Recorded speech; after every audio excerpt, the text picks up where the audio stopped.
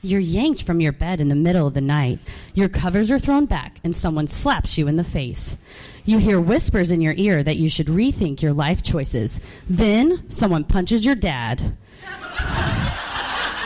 Is this the worst house guest ever? Or is something much more sinister at work? Tonight's episode is The Bell Witch.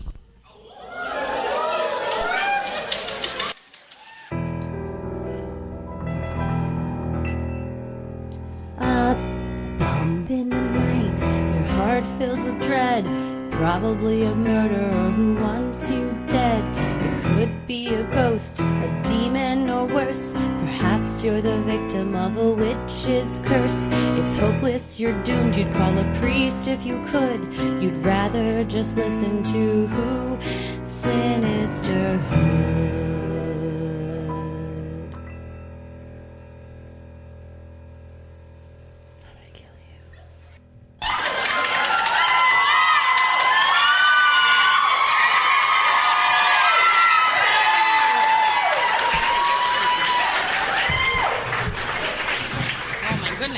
Hello. Thank you. Thank you.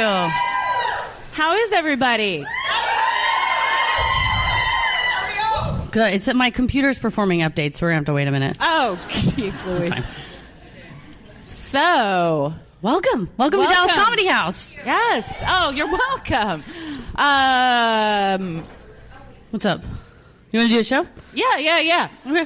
Heather goes, we should probably go back there. Monster Mash is only 2 minutes and 46 seconds long. And I was like, you know the exact time. I do.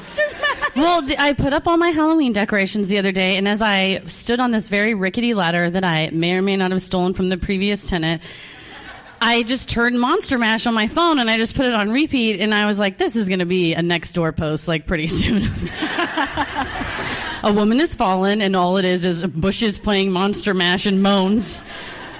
And then I got in the car with Paris's family, and I plugged my phone into his outlet just to charge, and just Monster Mash started, which is hard to explain. So, yes, I know exactly how long Monster Mash is. So all that to be said. Hey, look at this. We do want to shout out High Proof Designs for making all these beautiful cups, and we have this special cup. It says, the devil rules the airwaves. We signed it. You can still have it. If you want to put your own name on it, it's maybe confusing at work if people want to know whose cup it is. It says Christy and Heather. But the raffle tickets are outside, and it'll be at 11:30. We'll do a drawing, so that'll be fun. I've never drank so much water in my life than with this cup. Normally, I just drink coffee, like lukewarm, gross, old coffee. This will keep it warm. Yes, or just water, so it's good. I think my doctor's going to be excited. We also have some sweet new stickers. Oh, yeah. Day Off helped us design these stickers. He's an amazing local designer. We love his work. So we got a whole pack of them out there. And you get to meet Tommy because he's pretty much the all-star producer. Hands off, ladies and gentlemen. Everybody. The 5 gentlemen that are in the crowd tonight. Oh, wow. Well, you want to get into it? I guess so. This is a good topic. This is a fun one, yeah. We didn't know much about this. No. I mean, my family's from Tennessee, but I've never... They just are like... They say pocketbook, and they talk a lot about moonshine, so shout out Tennessee fam. Yeah. We both identify with the Bell Witch so much after we read about it, though. You know, you hear that someone's house is haunted, and you feel bad for them. You're like, oh man, like you can't get a good night's sleep. And then you realize she just was giving people the what for. She was like, get out of bed. Hey, don't do that anymore. And you know what? Someday the world's gonna end. You should think about that. I was like, this is the best witch ever. I would like to invoke her. We need a Ouija board or something. Oh my gosh, she gives good advice. Well, let's get into it. All right. In the early 1800s, small-town farmer John Bell Sr., his wife Lucy, and their 9 children moved from North Carolina to a north-central town in Tennessee, currently known as Adams. Not long after the move, the family grew even more, with the addition of children Richard, Joel, and Betsy. For 13 years, everything on the farm was picture perfect. Then, in 1817... the family began to have encounters and experiences they couldn't explain. I think it's, 13 years after living there. You're settled in. You think you've got a good handle on things. Yeah. Let's make children. It was the 1800s. Let's have children in this haystack we call our bed. Yes. Yes. You were born where you were made. Let's shove some corn husks into a mattress. Exactly. I just read 2 books where that happens. What? What are you reading? Corn husk mattress making for dummies. Awesome. Yeah, we have a really comfortable mattress right now. It's organic. Yes, yeah. And if we ever get hungry, we can just eat our way out of bed. Well, one afternoon, as John Bell was inspecting his cornfield, he suddenly found himself face to face with a horrific-looking animal that had the head of a rabbit, the body of a dog, and was covered in black fur. Armed with his trusty gun, Bell's natural instinct was to shoot the bizarre critter. However, rather than fall over dead so that Bell can inspect his kill, the animal instead disappeared into thin air. I like this theory. It's just like, I don't know what that is. I'm going to shoot it in the face. Let's kill it and scan it. Once it's partially exploded, I can inspect it and determine what this is. I don't understand it, therefore it must die. Yes. Not wanting to frighten his family, John kept the story to himself. However, that night, he could no longer hold it in, as the rest of the household was subjected to a strange and supernatural occurrence. As the family was retiring for the evening, the silence of the vast acres upon which their large log cabin rested was broken, when strange thumps began to echo throughout, as if someone were beating on the walls of their home. This is somebody just wanting in. I guess if you're out in the range, though, you don't expect neighbors like, hey, guys, your music's kind of loud. No, I think you move out there.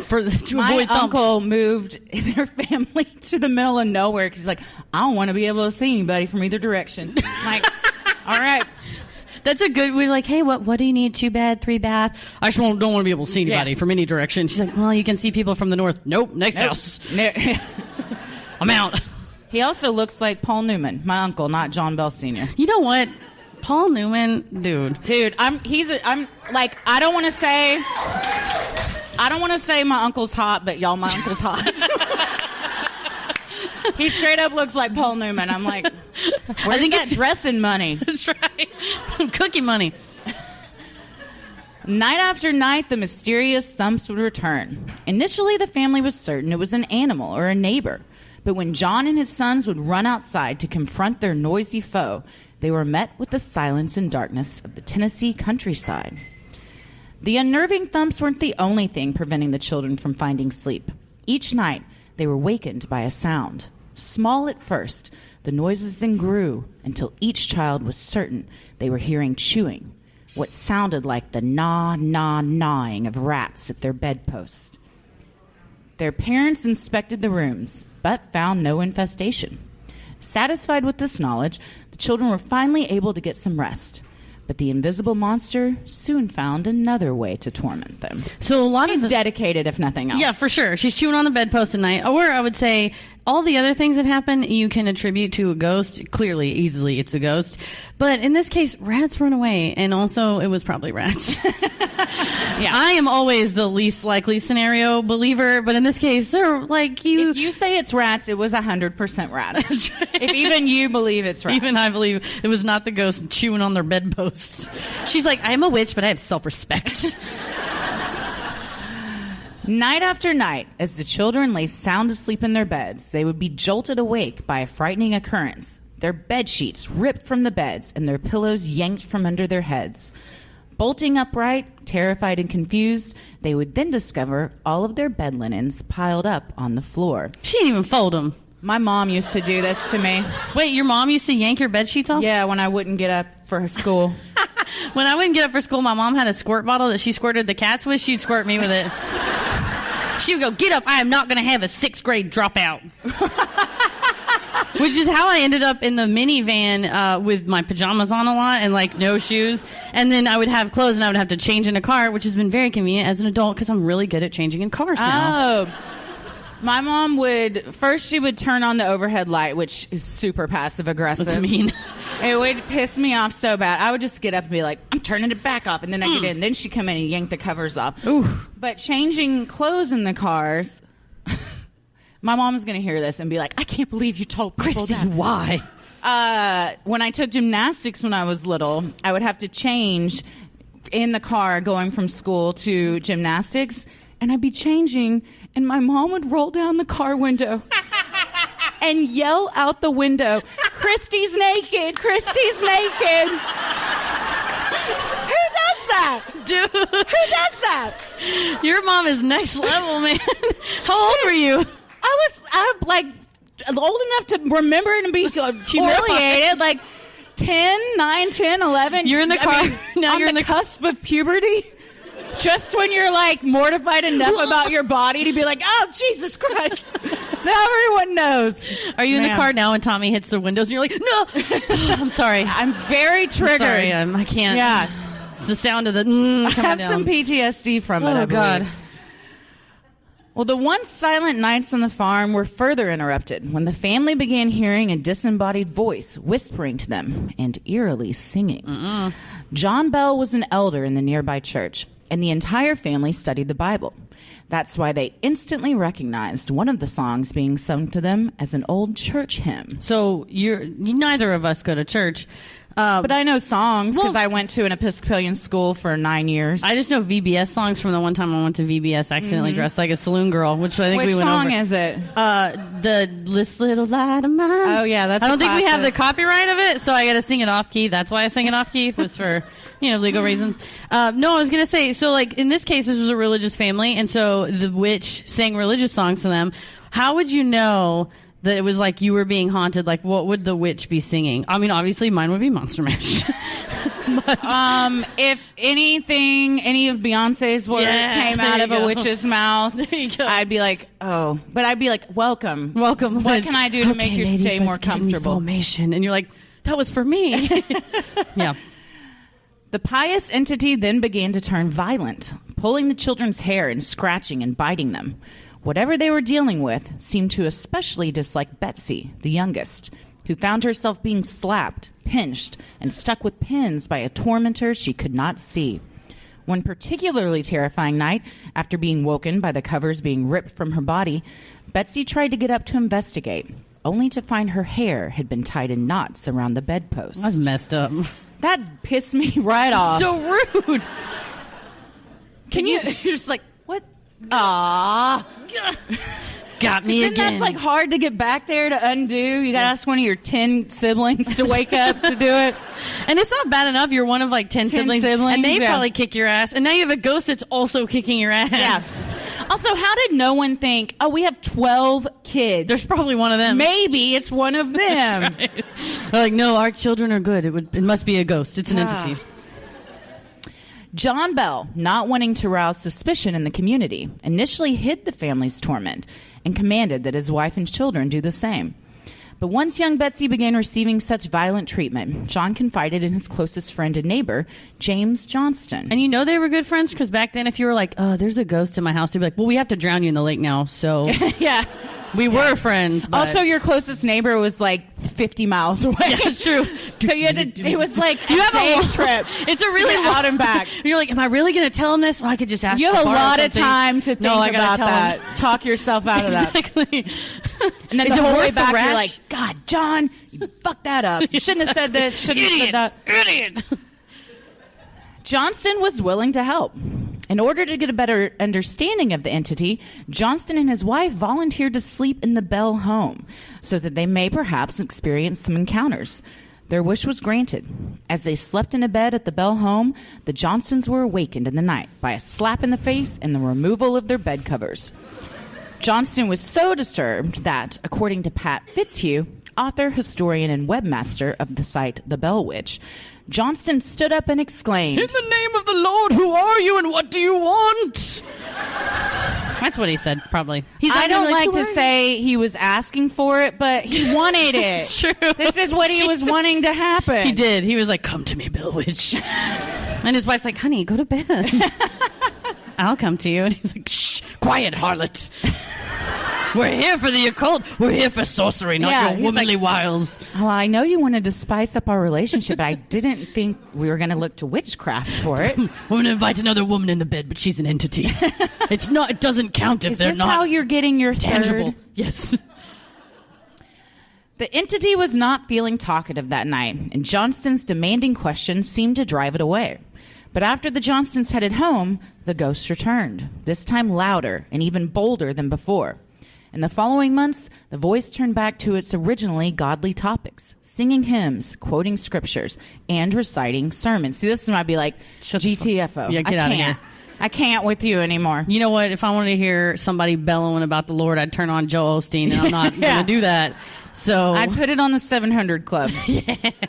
I was so confused by the 700 Club as a kid. Oh, really? My great-grandmother would have it on. I'm like, is this a club? What is this? I don't have like cable, and so the other day we were like turning, and we ended up on channel 2, which is like a really weird anybody can go on their channel, and it was a guy that was like, God said the world's gonna end, and the only way that it won't end is if you buy this book. Oh. I was like, huh. Everyone go buy this book. And you start watching it kind of as a bit, and then I was like, the world's gonna end. I should buy that book.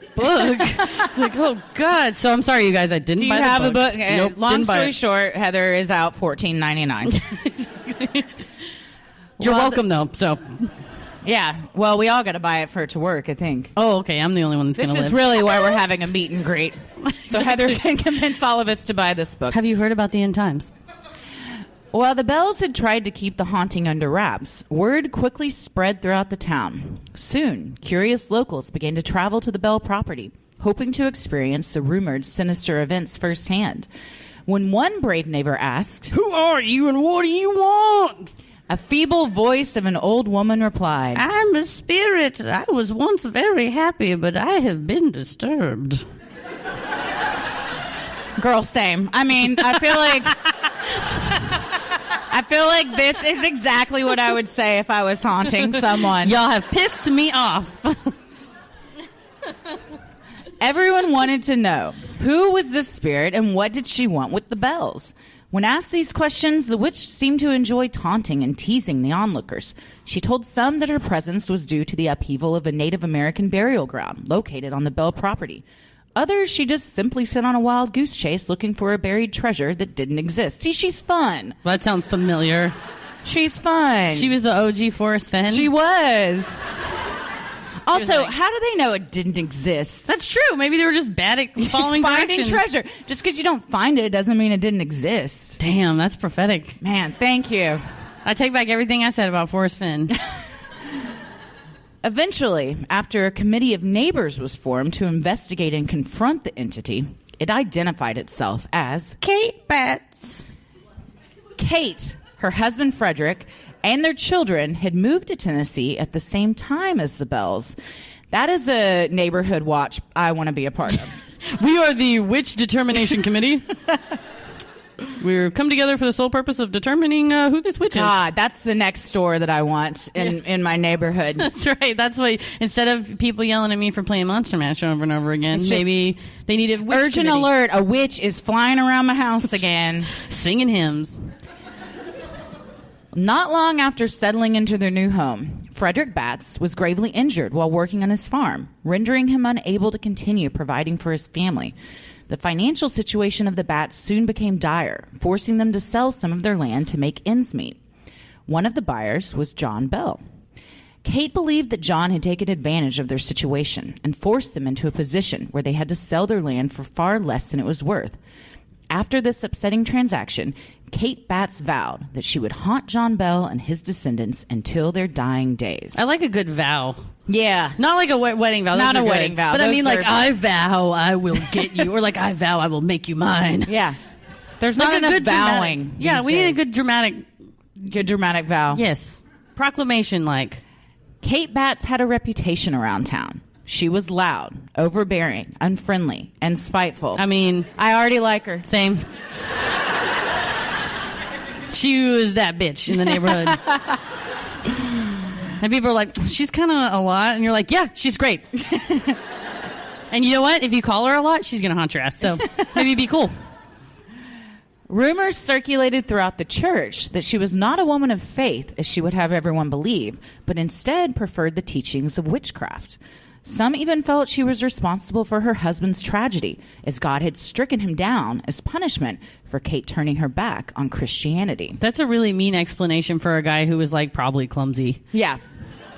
So way to blame the woman. Frederick fell because of you, Kate. And she was like, Frederick was drunk on the ladder. He was listening to Monster Mash trying to put up his decorations. My back. At least he died doing what he loved. Yeah. And they'll say the same about you. One day. That's true. When the strange sounds around the Bell house first began, John had initially thought it was the bats, exacting revenge for the shady land deal. However, when the noises started to appear inside the house, he dismissed the idea, laughing off the notion that Kate could outsmart him and sneak undetected into his home. But perhaps Kate didn't need to enter the home at all to terrify the Bell family. Perhaps she simply conjured a demon on her behalf to do her dirty work. So she's crafty and spiteful. And she knows how to outsource. Exactly. She's a managerial role. Yes, I like that. She's an entrepreneur. Yes. She's creating jobs. It's a trickle-down haunting situation. Yes. The legend of the Bell Witch began to spread far beyond the small town where the Bells lived. According to Pat Fitzhugh, Andrew Jackson, notorious committer of genocide and all-around real-life monster. Oh, applause break. Fuck Andrew Jackson. Just briefly on Andrew Jackson. And I think it was 7th grade, it may have been 8th grade, I had to write a paper like about a person, like a, biography paper or whatever. And I don't know, I picked him. I guess he looked kind of badass in his picture. And I remember being, young, and I didn't have a great moral compass, but I was like, oh, this guy's a dick. Oh, no. And then you learn more about him and you're like, no, he was way worse. It was kind of dope that he beat people with canes and stuff, but then, the rest of it was just, not worth it. Can't you be cool and also not a mass murderer? No. I will not back down. I will not back down from hating Andrew Jackson ever.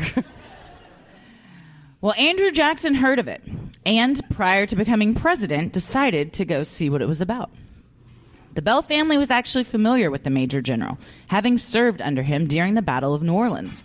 When Jackson showed up to the Bell farm to check out the paranormal activity for himself, the witch stopped his wagon in its tracks.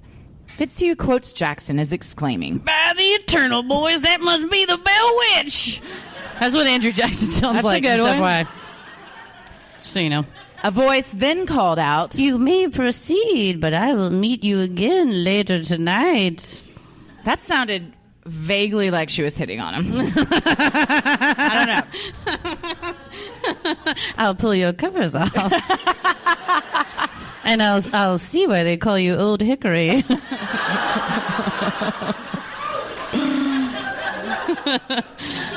How do you feel about some na-na-na on your bedpost? She has previous experience chewing on wood. Yes. Same. See? The Bell Witch is us and we are the Bell Witch. Exactly. I relate real hard to her. Me too. Oh, man.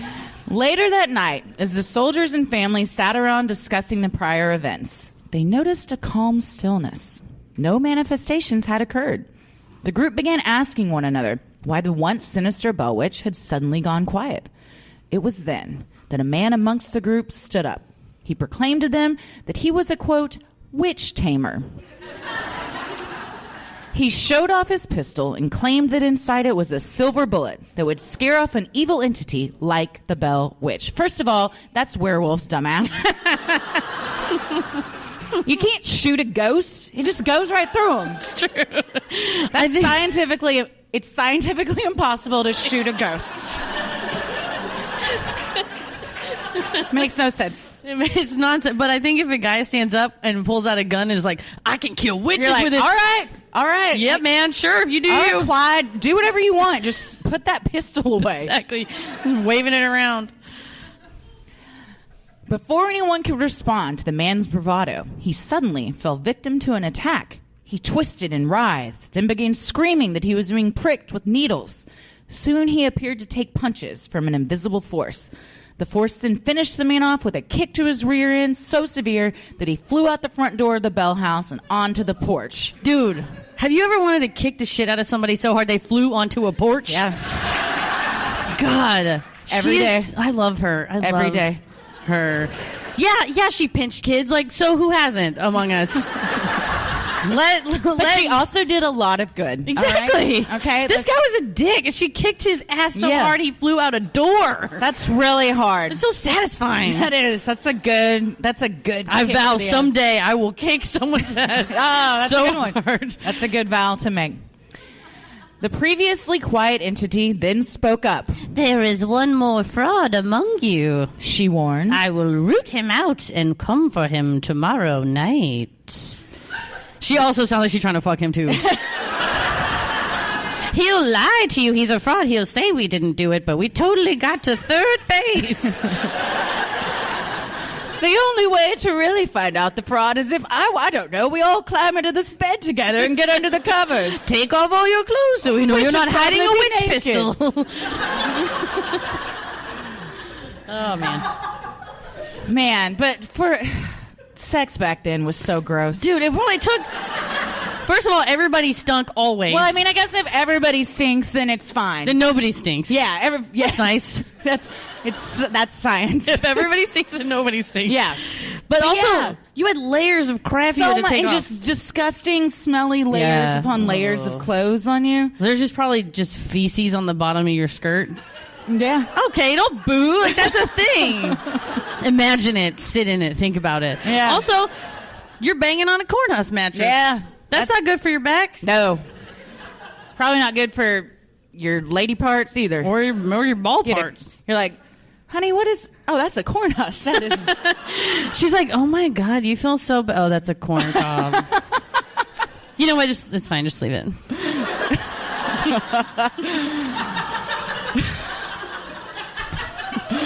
Oh. Yeah. Now you're thinking about that. Yeah. Everyone in this room is picturing that in their mind. Yeah. But a corn husk doesn't have a corn cob. Well, that's why I said corn cob. They left a cob in there on accident. Yeah, you need at least one cob. He slipped her the old cob on accident. The men in the party wanted to leave, but Jackson, stubborn and arrogant, insisted on staying the night so that he could root out the fraud for himself. Although the men fell asleep on the Bell farm, some unknown occurrence sent them running just before sunrise. While no one knows exactly what frightened the men into fleeing, according to the website bellwitchcave.com, Jackson later said, I'd rather face the entire British Army than to spend another night with the Bell Witch. She chewed my ding dong. I was so into character. Oh, man. I like your method acting. I can't help it. When I get into it, I can't get out of it. He's like, someday I'll be president, and then she'll love me. It was all a ploy to get the Bell Witch back. Yep. It's a slow burn. Yeah. Yeah. That's what happens when you sleep with a Bell Witch. You get the slow burn. No, that was just the corn husk, Andrew. That's right. Joshua Gardner was a nearby neighbor. Handsome and stern-looking with a thick head of hair, the youngest Bell daughter, Betsy, fell hard. Can I just say that description wasn't in any literature? I just found a photo, and I was like, damn. He's handsome and stern-looking, and he has a thick head of hair. Yeah.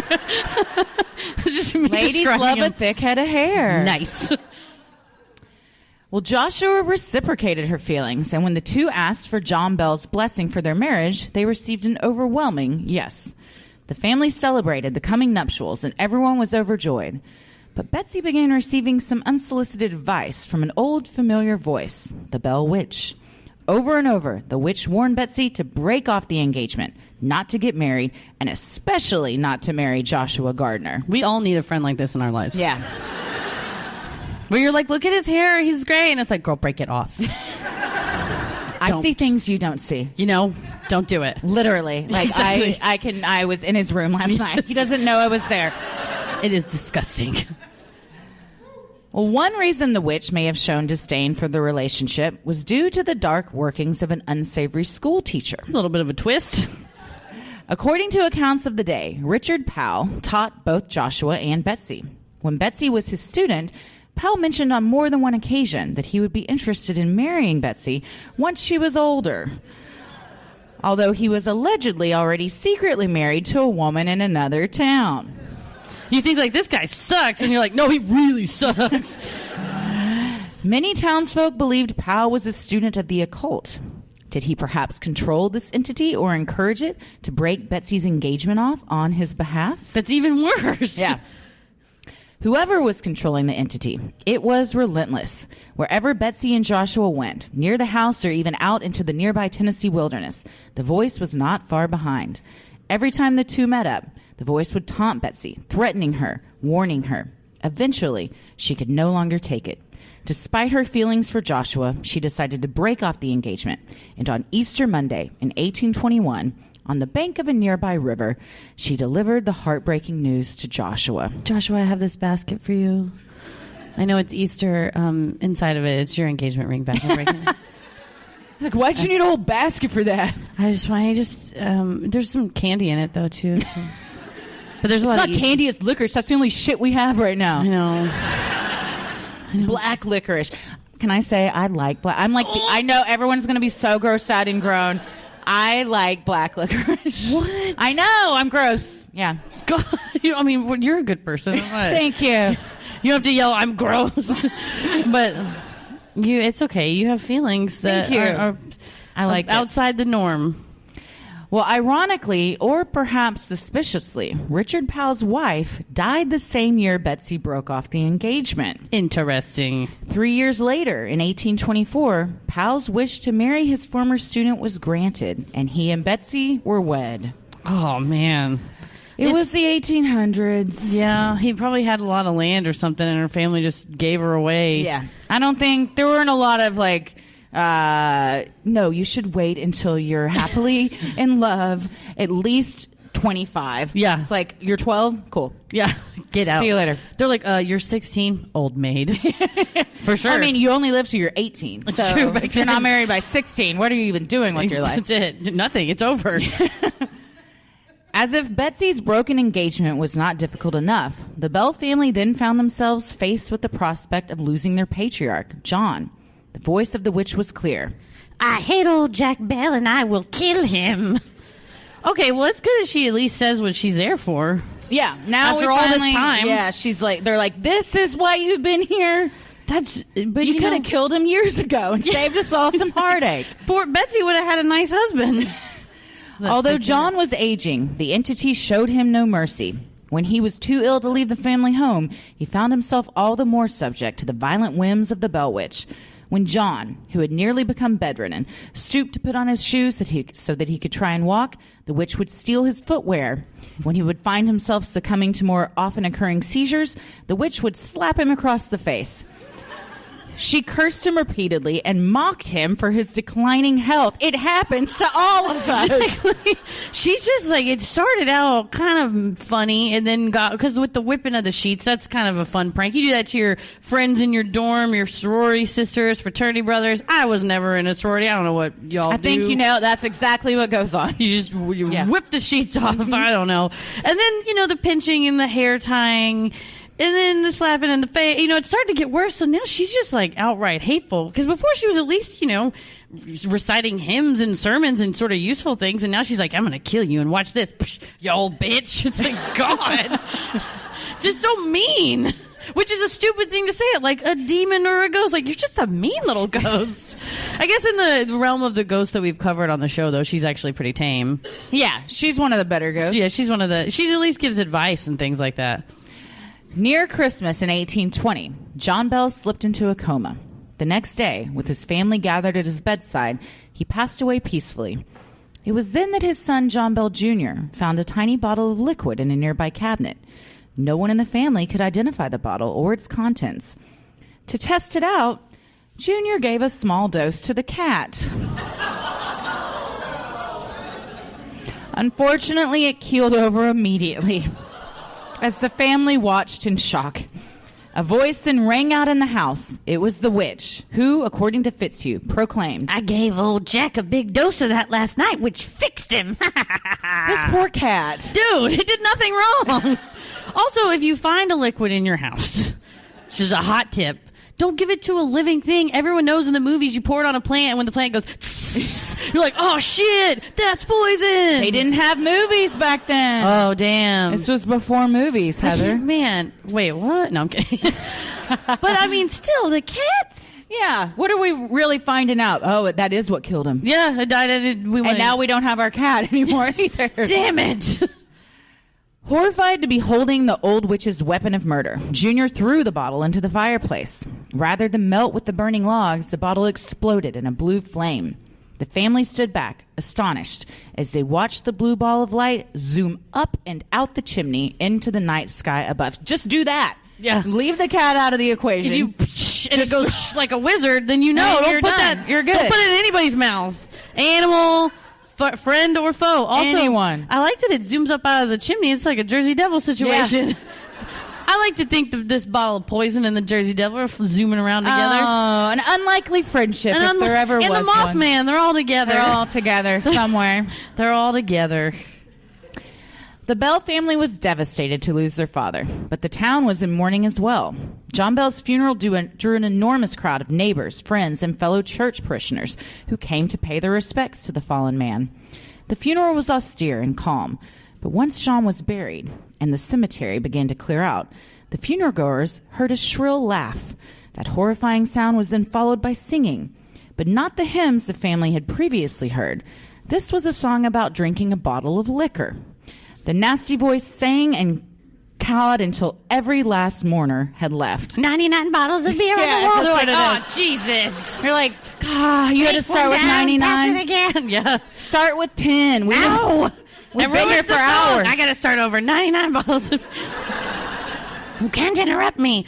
That's one of those songs that you would also sing at camp or VBS, and after like 2 minutes, you're like, oh, Jesus, what have we done? Or like a row your boat, but you come in with the... Do they call that a cannon? What's that called? A round. Round? Yeah. All right, well, I'm glad everyone knows a thing but me. A round, Heather. Sometimes I know other words, too, so it's cool. It's fine. It's whatever.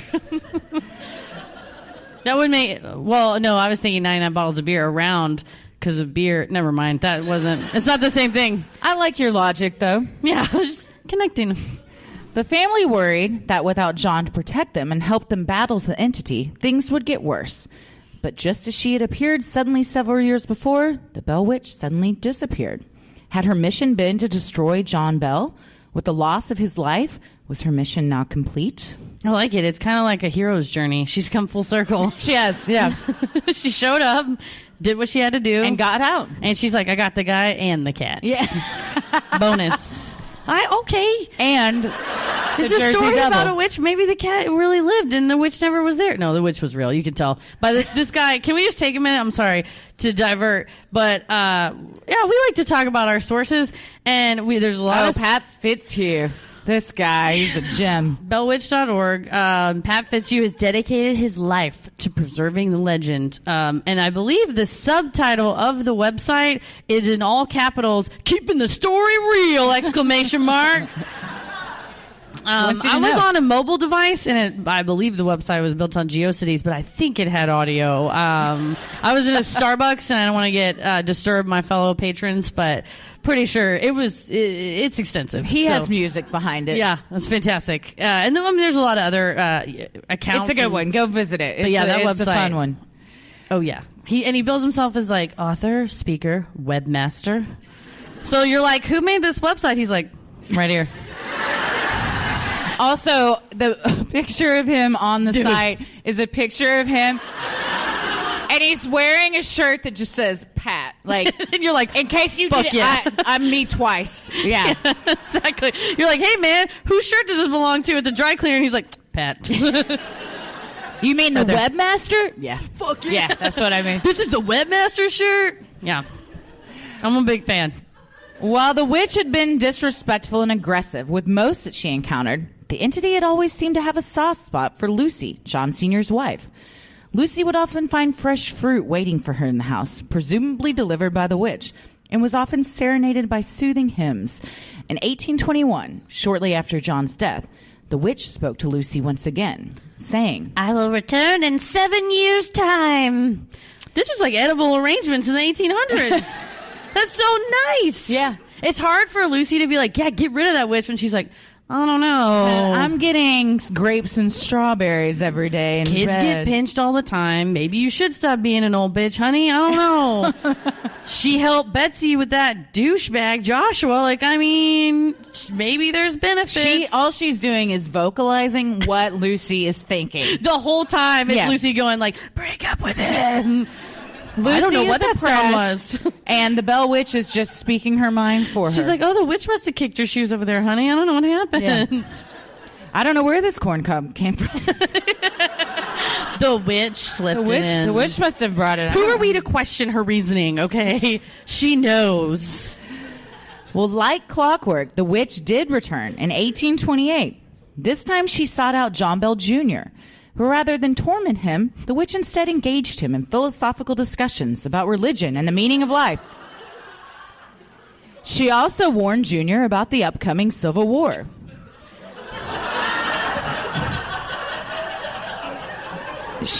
Predicting the war's events with almost complete accuracy. After nearly a month together, the witch announced her departure, this time saying she would visit 107 years later. Okay. He got what a month that was. Yeah. That is a rom-com we need to see. John Bell Jr. and this witch just like having intellectual discussions about life. Where do you think we go after we die? And he's like, I don't know, but I hope it's with you wherever it is. Oh my God. Grab that corn cob. It's like a Demi Moore, Patrick Swayze ghost situation. they're just shucking a corn husk. Shucking a corn cob. Oh wow, Junior! I've never felt so alive. It's a very May December relationship. Exactly. What is it on The Office when they're watching that Jack Black? That's what it's with Cloris Leachman and Jack Black, and she's going up the stairs in the little chair so he's good. like Rosemary, come back, and she's like. No, she's going up and it's a little chair, like the little carriage. Yeah, God, oh man, that's such a good one. God, man, yeah, I want to see that movie. This movie, John Bell Jr. and the Witch. Yeah, she was like, "Do you think people will judge us?" I don't care what they think. They can't see you anyway. It looks like I'm just sitting here having tea with myself. Well, 107 years passed, but the witch never appeared. However, some believe she never really left. The Bell Farm remains a site for strange ongoings. Visitors report hearing voices, although nothing like the previous shrill screams, shrieks, and singing of the witch. Instead, they report the faint sounds of children playing or people talking. So much worse. Well, so much worse to hear the faint sounds of children playing. Unless it's the children of John Bell Jr. and the ghost. Oh, that's sweet. Our children will play here forever. 107 years is a long time. Like, absence makes the heart go fond. That's 107 years. He's not alive. What am I talking about? But his spirit could also... Maybe in the afterlife they got together. And they went back to the farm. This is where I first saw you and I first loved you. Oh, Junior. Yeah, she calls him Junior. Whatever. Lights that flicker like candles can also be seen out in the dark fields. Are these the spirits of the Bell family, restless after years of torment? Or does the land beneath the Bell home hold some sort of secret, ancient curse that conjured the Bell Witch and continues to run like an electrical underground current to this day? There's only one current I feel, the electricity between me and you. I'm sorry, I can't stop thinking about this movie. No, it's so great. I can't stop thinking about it. What was that movie with Sandra Bullock where the lake house? Okay. It's like the lake house, but also like the Meg Ryan and Nicolas Cage one where he's dead. City of Angels. It's like the lake house and City of Angels, that fake Office movie. Yes. It's a bunch of things. And Ghost. Yeah. Just shucking that Man, corn, we got to write this. God, I'm going to keep thinking about it. What's going to be the theme song, though? Because, City of Angels had that Goo Goo Dolls. I give up forever. We don't have the... Yeah, right? Iris. We don't have the rights to that either. That's why I sang it off key. I think we can do 30 seconds before we'll be sued. Oh, okay. And then Aerosmith did Don't Want to Miss a Thing for Armageddon. So this has to have like a Monster Mash. You want it to be Monster Mash? It was a graveyard smash. Yes, it was. Also, not to talk about Monster Mash anymore, but I'm gonna because I love it a lot. If you listen to the lyrics, a couple things. First of all, Dracula used to have a dance called the Transylvania Twist, and he's like real mad that nobody's doing it anymore. And he shows up and he's like, "Whatever happened to it?" And they're like, "It's now the mash." So they have to explain to him. And then I think it's Dr. Frankenstein is singing it, and he talks about taking ladies back to his lab and hooking them up to his electrodes. So when you listen to Monster Mash 16 times in a row, there's messages. Yeah. There's messages. Things start to make sense that didn't make sense before. Anyway. Well, I think you've nailed it. I think Monster Mash is the theme song. Stop talking about Monster Mash. They do. Never. I'll die first. And then, which is a thing I say now. Instead of saying no, I say I'll die first. We came to very Deep dramatic. When we came to Deep Ellum, I'm like, Heather, can you move your Starbucks cup? I'll die first. I'll die first. It's a Starbucks cup. We came down to Deep Ellum 2 weeks ago, and Paris was like, we can just pay and park in that parking lot. I said, I'll die first. And today he texted me, hey, I'm here. I'm parked in the parking lot. You said you would die before parking in. So thanks. Like, cool. I know exactly where you are. I knew exactly where it is. But I'll die first has got a good punch It's good. Yeah. Well, perhaps we'll never know the true origin of the Bell Witch. Or perhaps Williams Bell, author of Authenticated History of the Bell Witch, has the answer.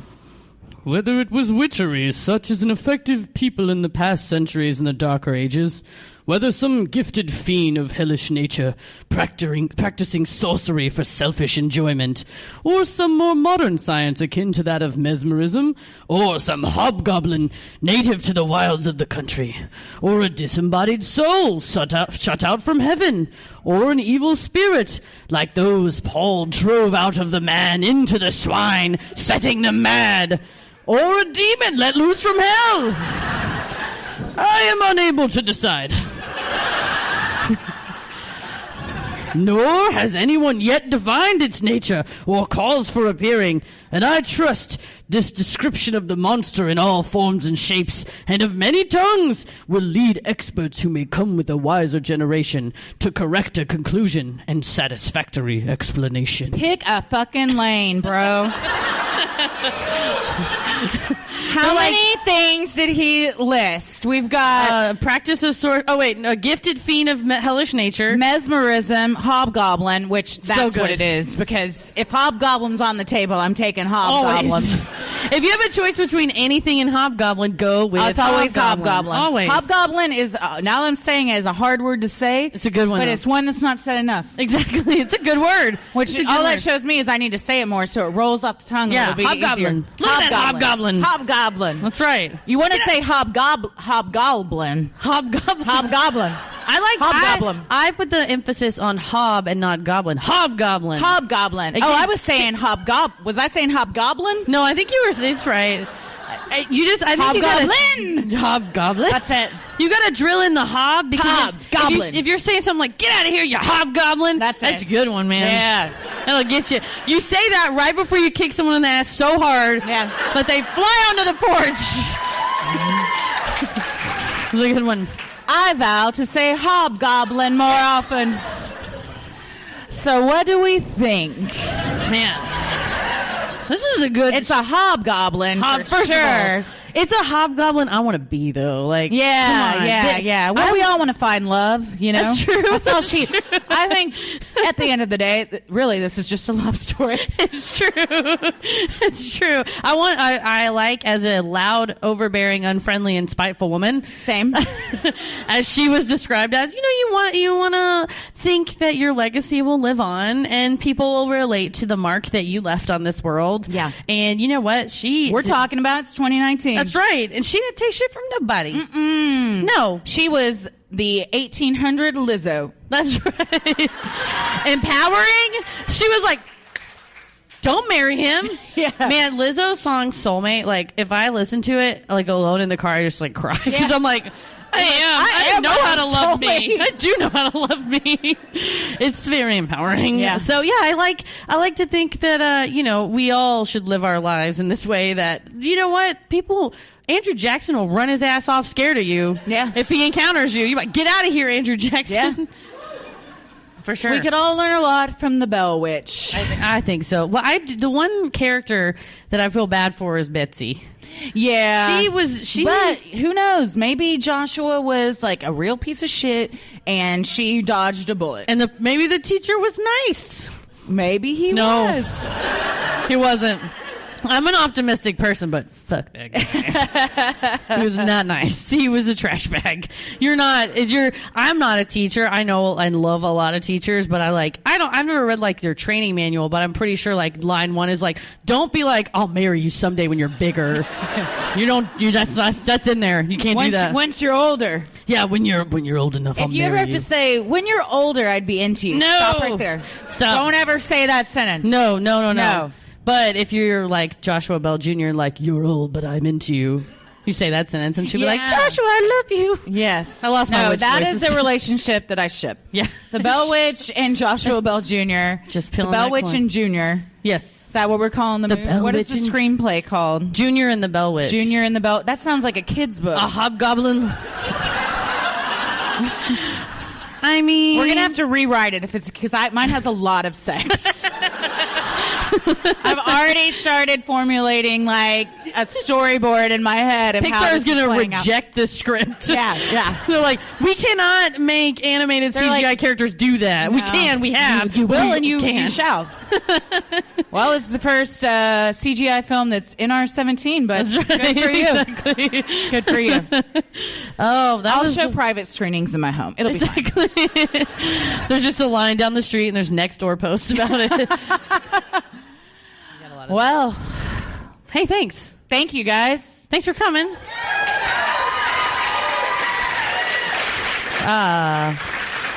We have a couple thank yous. You don't mind? We want to thank, of course, Dallas Comedy House for having us out tonight. I feel like we talk about the food and drink so much. I hope some of you have tried a grilled cheese sandwich, a manic margarita, all the things. I'm going to be drinking. I had a Dana Carvey turkey hold the bacon earlier. Did somebody hold that? Yeah, it's good. It's very good. I had a grilled fries cheese. Are my favorite thing on the menu. Fries with the Dangerfield sauce, so good. So good. I'm gonna get a manic margarita like right after this. Oh, I'm gonna get a Miller Lite because I'm trash. Speaking of drinks, though, yes, we want to thank huge shout out to these guys. Yeah, High Proof Designs for making these awesome cups for us. There are merch tables out there, so get them while they're hot. And then, like I said, this one, it's $1 for the raffle, and then we wrote our names on it. So nice. If you also just bought a cup, I hit the thing. I'm not professional. We'll edit that out. People on the recording wouldn't have known that. Damn it, idiot. Anyhow. If you buy this, we're going to have a meet and greet out there. We got a little Sharpie. We can sign your cup. Sure, if you get absolutely. one too. And the wine tumbler is super good too. Yes. So thank them for doing that, and check out their website. They also did a really dope Sinisterhood Ouija board logo that if you want to see a piece of art that hangs in our actual studio, I brought it off the wall of the studio. Like and brought the it up Warrens. Here. I feel like we're like bringing out Annabelle. Do not touch. It will curse you. I hope not, because it's in my house. That would be sad. Jude, who designed our stickers, he is here tonight. Also, Day Off. Go follow him on Instagram. He's a super talented artist. DAYYYOFFF. Love his stuff. I have his big text t-shirt, and I love it so much. I wear it all the time. Also, my betrothed, Tommy, is selling the stickers out there. So if you want to meet him, yes, go see him. I'm sure there's going to be he's a delight. I love Tom. But most importantly, we want to thank you guys. Thank you for coming. Thank you for coming. Thank you for listening. Thank you for sharing. Thank you for all the DMs and the comments. Yes. And we love interacting with you guys on social media. We love when we run into you out in the wild. Yes. Out in the wild, like we're just Tennessee. And I'm running through a field. When I'm standing by a river, breaking off an engagement on Easter. If you see, if I have the necklace on, you know it's me. Come and say hi. So yeah, no, we really appreciate it. Always feel free to say hi. We love meeting everybody. Absolutely. And give us like 5 minutes and meet us out on the patio, and we would love to say hi to you and chat for a bit. Take pictures and do all that. Well, as always, the devil rules the airwaves. Keep it creepy.